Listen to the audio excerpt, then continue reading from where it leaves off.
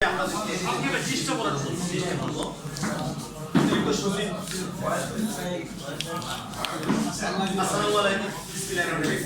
সচিব মোহাম্মদ শামীমুজ্জামান ফিরোজ এবং অতিরিক্ত ডিআইজি বেগমের দম্পতি আমার সাথে তাদের জমি জমা সংক্রান্ত একটা বিষয় নিয়ে আমি এতক্ষণ সংবাদ সম্মেলন করেছি, যারা পরে আসছেন তাদের জ্ঞাতার্থে আমি পুনরায় ভাই পরে আসলে এগুলো আমরা বলার দরকার না, আপনি বলার দরকার খালি ইলেকট্রনিক মিডিয়ার সাংবাদিকবৃন্দ, আসসালামু আলাইকুম। আমি এসএম জুলফিকার আগার, ব্যবস্থাপনা পরিচালক রিদওয়ান প্যাকেজিং ইন্ডাস্ট্রিজ লিমিটেড ও সাবেক জনপ্রতিনিধি।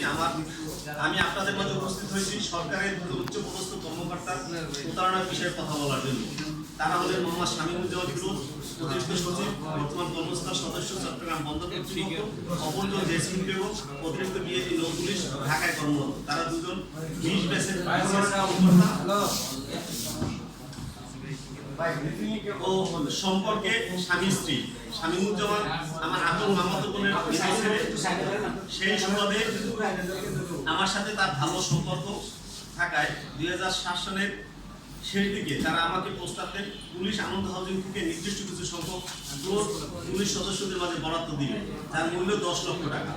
আমাদের টাকা না থাকায় অনেকের সাথে বিষয়টি শেয়ার করেছি, কিন্তু কেউ টাকা দিতে সক্ষম না হওয়ায় আমাকে বলল। প্রথম দিকে আমি রাজি না হলেও পরবর্তীতে তাদের অনুরোধে রাজি হই এবং সেই মোতাবেক আমার ব্যাংক হিসাব থেকে 8 লক্ষ টাকার একখানা পে অর্ডার ও নগদ 2 লক্ষ টাকা 15 নভেম্বর 2007-এ জেসমিন বেগমের হাতে হস্তান্তর করি, যার ব্যাংক হিসাব বিবরণী পে অর্ডার সহ সরবরাহ করলাম। আমাদের মধ্যে কথা ছিল যখন কোর্ট বুঝিয়ে দিবে তখন অর্ধেক জমি এবং বাকি 5 লক্ষ টাকা 1 বছরের ভিতরে মিশন থেকে এসে ফেরত দিবেন। পরবর্তীতে 2008 সনে 1/11 সরকার ক্ষমতা গ্রহণের করার পরে সব সরকারি কর্মকর্তা কর্মচারীদের সম্পদ বিবরণী জমা দিতে বলেন, কিন্তু 2/11/2006 ইংরেজি তারিখে সেগুনবাগিচার তানাকা টাওয়ারে 1800 বর্গফুটের একটি ফ্ল্যাট, যার মূল্য 43 লক্ষ টাকা শামীমুজ্জামান বুকিং দিলে যার বিপরীতে 28 লক্ষ টাকা পরিশোধ করে। এত টাকার হিসাব দেখানো নিয়ে বিপত্তি দেখা দিলে নিরুপায় হয়ে আমাকে বাসায় ডেকে নিয়ে তাদের দুজনের চাকরি রক্ষার্থে ওই ফ্ল্যাটটি কেনার জন্য অনুনয় বিনয় করে। মানবিক দিক বিবেচনায় তাদের দুজনের চাকরি রক্ষার্থে ওই ফ্ল্যাটটি নিতে রাজি হই। সেই মোতাবেক ডেভেলপার কোম্পানির অফিস দিয়ে আমাকে উক্ত ফ্ল্যাটটি আমার নামে হস্তান্তর করে। পরবর্তীতে 15 নভেম্বর 15 লক্ষ টাকা আমার নামে ব্যাংক লোন করে 14/5/2008 ইংরেজি তারিখ 3/3/7/9 নম্বর দলিলের মাধ্যমে ফ্ল্যাটটি আমার নামে সাবরেজিস্ট্রি দলিল নিয়ে নেয়। 1 বছর পরে 2009 সনে আওয়ামী লীগ সরকার ক্ষমতা এলে ওই ফ্ল্যাটটি ফেরত দেওয়ার জন্য আমাকে তাদের দুজনের প্রশাসনিক ক্ষমতা প্রয়োগ করে নানানভাবে মামলা হামলার ভয় দেখাতে থাকে। পরিবারের নিরাপত্তার কথা ভেবে উক্ত ফ্ল্যাটটি 15/12/2009 ইংরেজি তারিখ 9/4/02 নম্বর দলিলের মাধ্যমে টাকা ছাড়া 1825 বর্গফুটের ফ্ল্যাটটি রেজিস্ট্রি করে দিতে বাধ্য হয়েছে। কিন্তু দুঃখের বিষয় আজ 18-19 বছর হতে চলল, জমি এবং ফ্ল্যাট ফেরত চাইতে গিয়ে নানানভাবে হয়রানি করছে, যার আংশিক বর্ণনা নিম্নে দেওয়া হলো। গত 15 বছর শামীমুজ্জামান আওয়ামী লীগের সাধারণ সম্পাদক, ওবায়দুল কাদের ও আওয়ামী লীগের নেতৃবৃন্দের একান্ত কাছের লোক হওয়ার সড়ক পরিবহন ও সেতু মন্ত্রণালয়ের উপসচিব ও যুগ্ম সচিব হিসেবে কর্মরত ছিলেন। তার স্ত্রী জেসমিন বেগম তৎকালীন আইজিপি, ঢাকার কমিশনার মোহাম্মদ হাবিবুর রহমান সহ বড় কর্তাদের কাছের লোক হওয়ার আমার জমি ও ফ্ল্যাট যতবার ফেরত চাইতে গিয়েছি ততবারই মামলা হামলার ভয় দেখিয়ে নিবৃত্ত করেছেন। পরবর্তীতে 5ই আগস্টের পট পরিবর্তনের পরে পুনরায় তাদের সাথে যোগাযোগ করে কোনো সাড়া না পাওয়ায় আমি তাদেরকে লিগ্যাল নোটিশ পাঠাই। তৎপরবর্তীতে আমার সাথে যোগাযোগ করে মোবাইল মেসেজ এবং ভিডিও ভাই আমার বাসায় আলোচনার সিদ্ধান্ত হয় যে আমার জমি ও ফ্ল্যাট ফেরত দিবেন, যার কথোপকথনের রেকর্ড করা আছে।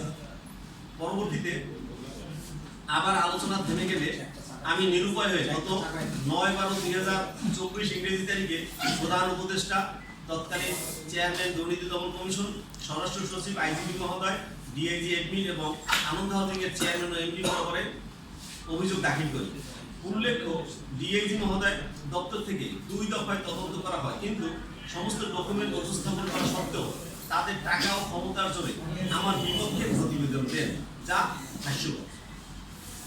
আমি তাদের বিরুদ্ধে অভিযোগ দেয় ক্ষিপ্ত হয়ে বাকেরগঞ্জ থানার ওসিকে প্রেসার দিয়ে বাকেরগঞ্জ থানার মামলা নম্বর ৮/২০২৪ পরবর্তীতে ৩৮৫/২৪ নম্বর পেন্ডিং মামলায় গ্রেপ্তার করার জন্য র্যাব ৪কে রিকুইজিশন পাঠায়। তার আলোকে র্যাব 4 গত ২৯/৪/২০২৫ তারিখ আমাকে ঢাকা থেকে গ্রেপ্তার করে পল্লবী থানায় হস্তান্তর করে এবং পরের দিন বাকেরগঞ্জ থানা পুলিশ কোর্টে হাজির করে। আশ্চর্য বিষয়, যে মামলায় আমাকে গ্রেপ্তার করা হয় ওই মামলায় ৯০ জন আসামির নাম উল্লেখ থাকলেও কোথাও আমার নাম নেই।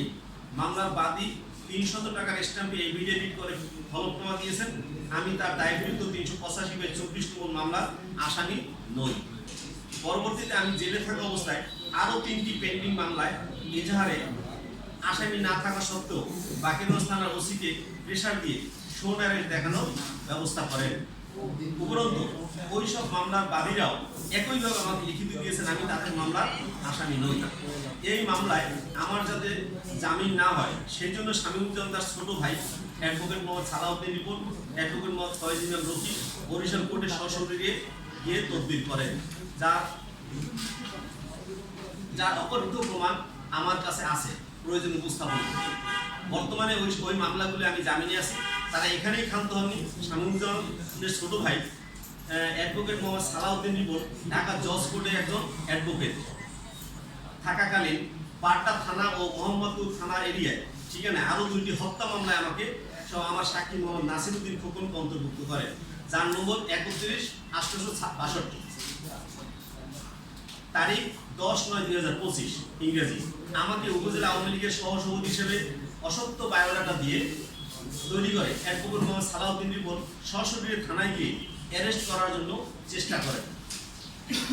মামলার তদন্ত কর্মকর্তা মোহাম্মদ আমার টেলিফোন কল লিস্ট, দলীয় পদ্ধতি এবং সাক্ষীদের জিজ্ঞাসাবাদে আমার কোনো রকম সংশ্লিষ্টতা না পেয়ে এবং বাদীর কোনো হদিশ না পাওয়ায় ফৌজদারি কার্যবিধির ১৭৩ ধারা মোতাবেক বিএনপি কমিশনার মহোদয় আমাকে অব্যাহতির সুপারিশ করেন। আমি ওই জমি ও ফ্ল্যাটের ব্যাপারে বেশি বাড়াবাড়ি করলে বাংলাদেশের সব থানায় আমার নামে মামলা সহ মেরে ফেলার হুমকি দিচ্ছে। আমার বাসা, অফিস, কারখানায় বিভিন্ন সময়ে অপরিচিত লোকজন পাঠিয়ে আমার অবস্থান জানার চেষ্টা করছে। শামীমুজ্জামানের মানুষ হত্যার ইতিহাস আছে। 1990 সালের 28শে মে সবুজ নামে বাংলাদেশ কৃষি বিশ্ববিদ্যালয়ের এক ছাত্রকে হত্যা করে। সেই হত্যা মামলা সেই প্রধান আসামি ছিল।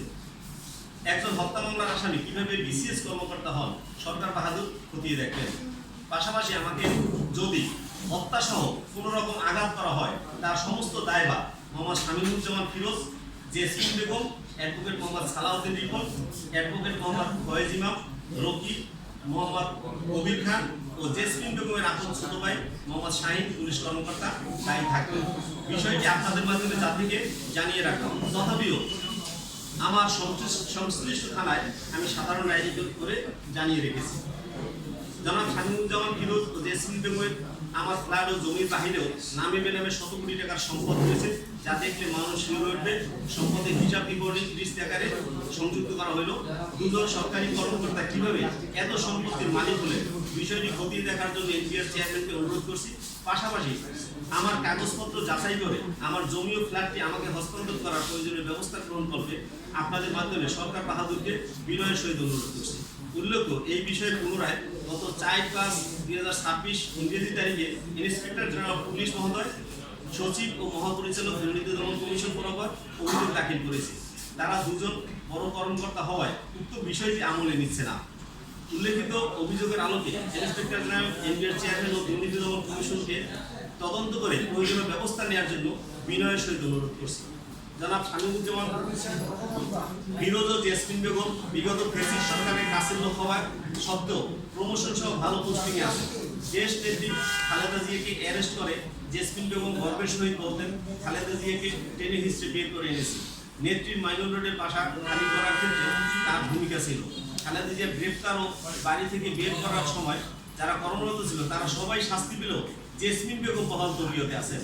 শামীমুজ্জামানের সাথে তৎকালীন মন্ত্রী এমপি সহ আওয়ামী লীগ নেতৃবৃন্দের সাথে দহরম মহরম সবার মুখে মুখে ছবি সংযুক্ত। বিগত 15 বছরের ন্যায় এখনো অনিয়ম, দুর্নীতি ও ক্ষমতার অপব্যবহার করে প্রতিনিয়ত আমি সহ সাধারণ মানুষজনকে হয়রানি করে যাচ্ছেন, যা ভুক্তভোগী গ্রামের অসংখ্য নিরীহ মানুষ। তদন্ত করলে আসল চিত্র বেরিয়ে আসবে। সম্মানিত সাংবাদিকবৃন্দ, এতক্ষণ ধৈর্য ধরে আমার বক্তব্য শোনার জন্য আপনাদের সবাইকে আন্তরিক ধন্যবাদ ও কৃতজ্ঞতা জানাই। আশা করি আপনার মাধ্যমে সরকারের উচ্চ মহলে আমার এই বার্তা পৌঁছাবে এবং আসল সমাধান হবে।